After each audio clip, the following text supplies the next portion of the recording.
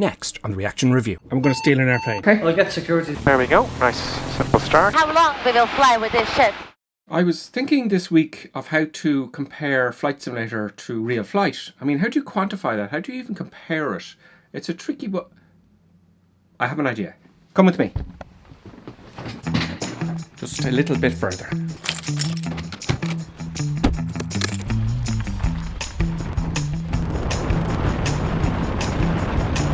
At last, I'm going to steal an airplane.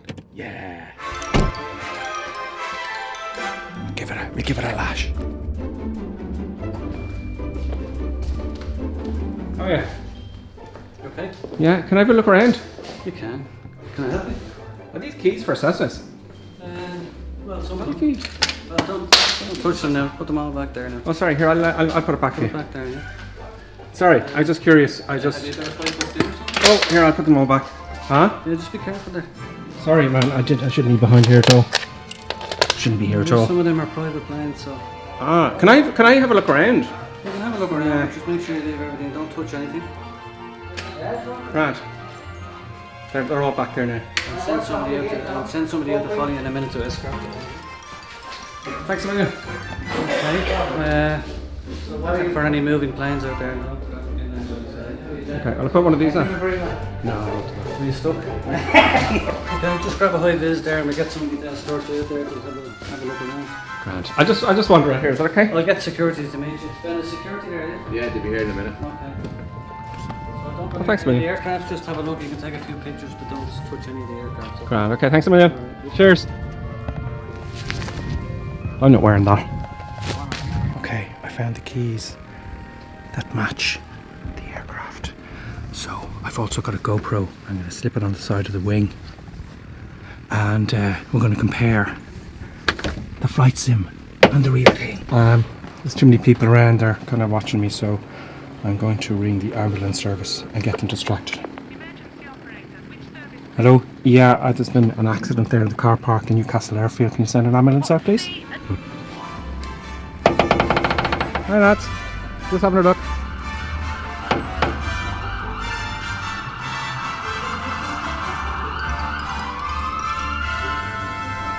That'll sort them out.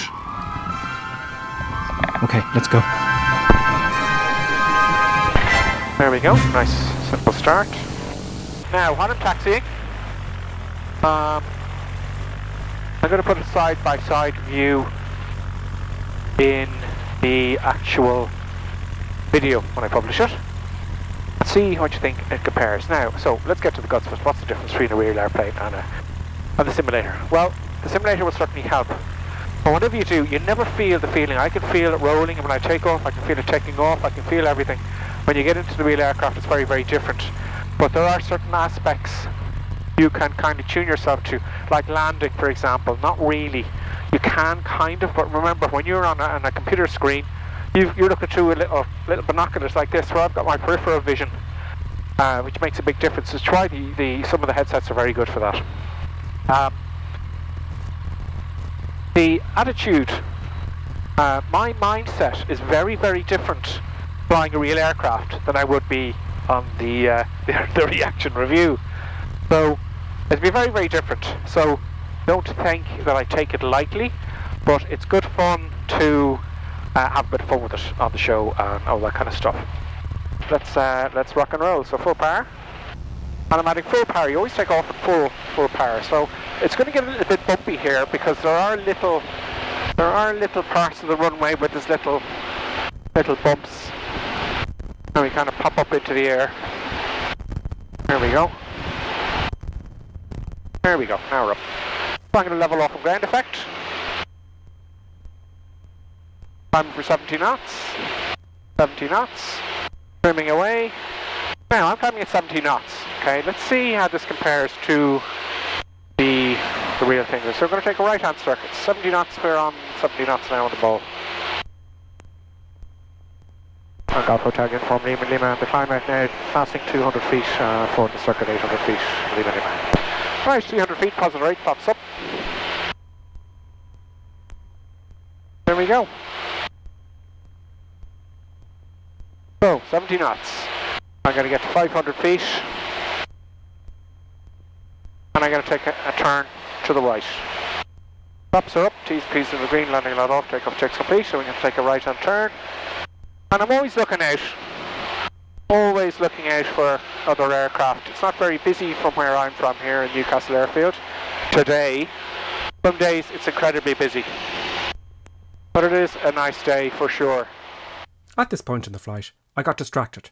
While I was wandering around in the airfield earlier trying to acquire this aircraft, I saw this girl wandering around, and it occurred to me, could I not get her into the aircraft and then maybe perhaps some strawberries and champagne afterwards? The mission was on. There we are, 800 feet. A little lower the nose, attitude, power back to 2200 RPM. And now we're in the downwind.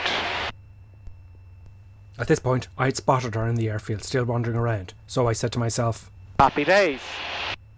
Okay, so all very nice and dandy. So we're on the downwind now. I have 2200 RPM, 2200 RPM, and we've got a nice tailwind. I can see the chopper, he's out of our way now. And we're just cruising at 800 feet, and I'm getting at 2200 RPM, 80 knots. Now, on the simulator, when you buy an aircraft on the simulated version on your home computer, okay, that's for a new airplane. It's not going to simulate the exact airplane you're flying because some of them are older, they've got parasite drag, little kinks, the engine compressions might not be as good. So what they've done is when they've given well actually just right when they've made the aircraft, I would imagine they've gone right, let's have a look at the specs. What speed do we get at 2200 RPM? And they look to check that it's probably 85, maybe even 90 knots for a new one. These aren't new, these were built, they stopped building these, was it the 70s I think? Let me know in the comments. So we're going to make a nice long final here, and you can see I'm perfectly trimmed, and happy days. Now, of course, the difficulty is for you guys at home is you can't just see, I can see out here, I can see right back. I got such great peripheral vision, so the tricky bit is, and the great thing about virtual reality, I have to admit, is you can actually look around and it makes you're flying all the more easier, and it does really open it up an awful lot. So I really do recommend getting a headset for virtual reality. Okay, so that's enough. So we're going to turn around.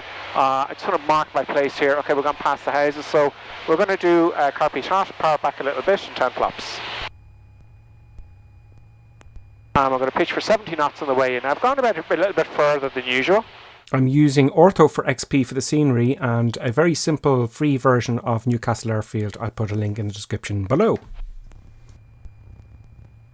So 70 knots. Very lovely day here in Wicklow in Ireland for flying.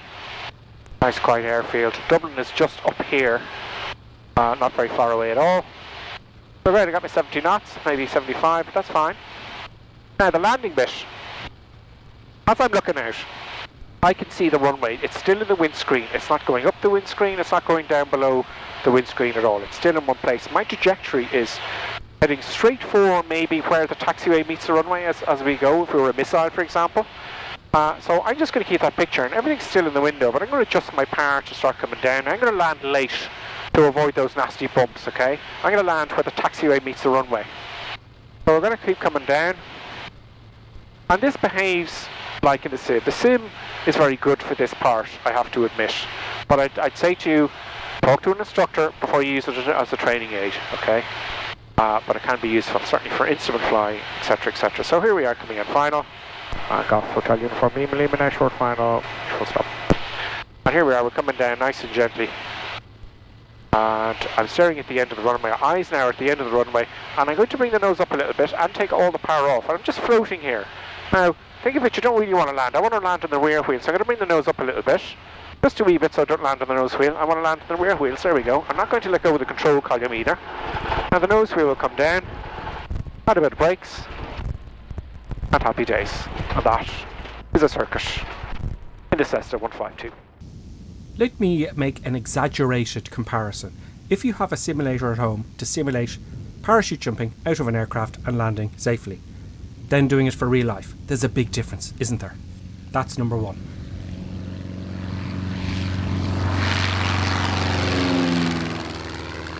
When you're flying for real, you can feel all the forces when you accelerate in the climb, when you turn, any steep turns, like 45-degree turns, etc., etc. You can feel it all. In the flight simulator, you can feel none of this. This is called your seat of the pants feeling. That's number 2.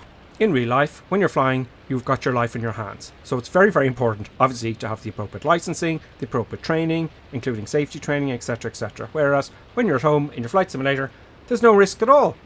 Having said that, flight simulators are absolutely brilliant for flying with instrument flight rules. That's flying with your instruments only you can't see outside. I can't vouch enough for it. It's brilliant at home for practicing.